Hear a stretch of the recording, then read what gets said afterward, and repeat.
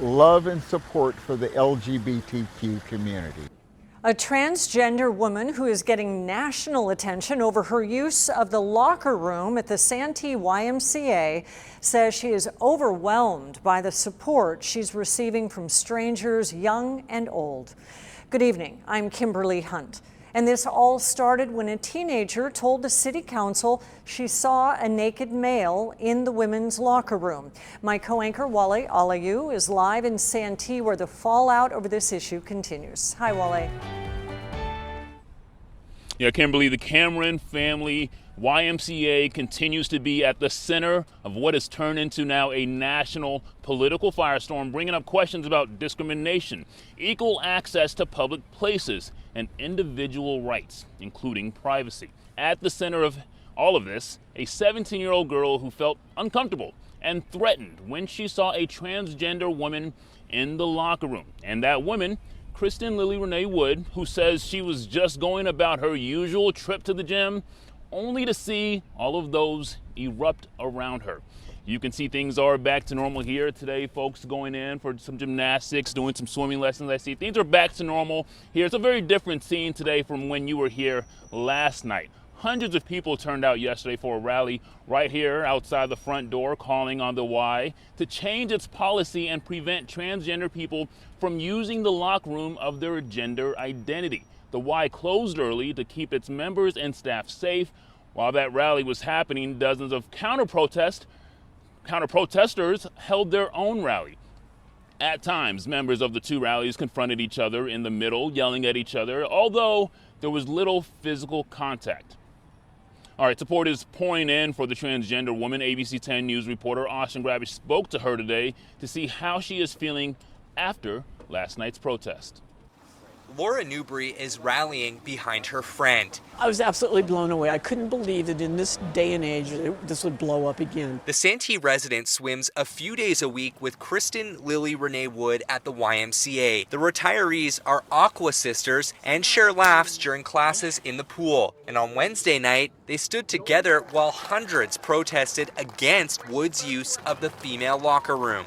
The protest comes after a 17-year-old girl told the Santee City Council she saw the backside of a naked transgender person in the shower. That person was Wood, who uses a private shower in the women's locker room after her classes. Less than 24 hours after the protest, Wood says the adrenaline she felt has worn off. She's choosing to focus on the support she's getting. People, entire families were coming up to get their picture taken and to introduce me to their children. And Wood is not done fighting. She's planning to speak next Wednesday at the Santee City Council meeting. It's important that they finally get to hear the truth and they finally get to put a face on this scary transgender woman who was misgendered. And despite threats of violence, Wood says she's not scared. You know, I know how to give an insult out and I know what areas to kick and punch. You know, at least enough to be able to run till I can get to my car and get out of here. And at the meeting, she'll have the support of her Aqua sisters. My husband and I are thinking about putting some signs together that say we support Chrissy so that we have, the visual. Friendship through thick and thin.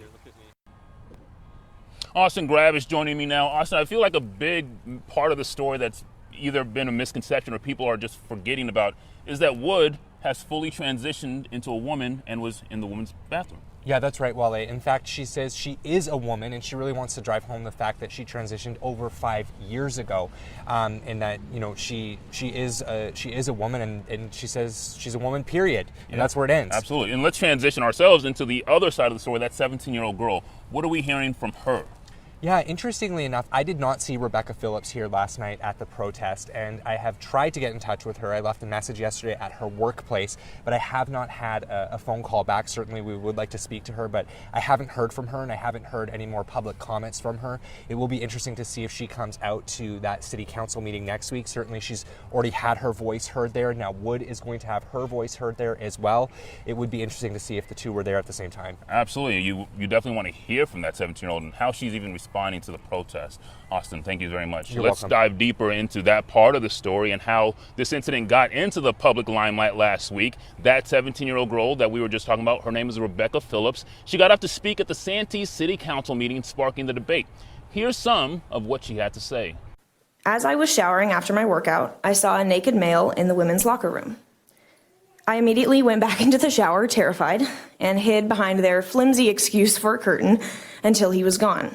I was made to feel as though I had done something wrong when I talked to people at the YMCA. Somehow, the indecent exposure of a male to a female minor was an inconvenience to them. If you want to hear Phillips' full statement, we put it on 10news.com. You heard Phillips refer to Wood as male as opposed to female. You also heard her accuse Wood of indecent exposure to a minor. To be clear, from how she has described what happened, it appears it just so happened that Wood passed by where Phillips was in the locker room and that Phillips only saw Kristen Wood's backside as she walked by. Now, the YMCA told her that they are following the law and that Wood is actually allowed to use the facility. However, the Y did say it apologizes to Phillips for not providing enough support to her with her feelings of hurt and frustration. All right, so here's a big question in all of this. Are there any legal issues in this case? If so, what? We tracked down legal analyst Dan Eden to ask. He says there are multiple kinds of laws that could be at play, and they may be in conflict with one another. California is very protective of privacy rights on the one hand, and it has a strong public policy against discriminating against people based on their gender or their gender identity. And what we have here is a clash of interests that ultimately perhaps the courts will have to resolve if the legislature doesn't do something itself. And we're going to dive more into that clash of interests he was talking about. We're going to dive into those legal issues and what can be done about them coming up in a bit. But Kimberly, it's really an incident that has raised lots of big questions that our society is reckoning with right now, not only here in Santee, but all across the country. Sparked a lot of dialogue. Thank you, Wale. We'll check back in.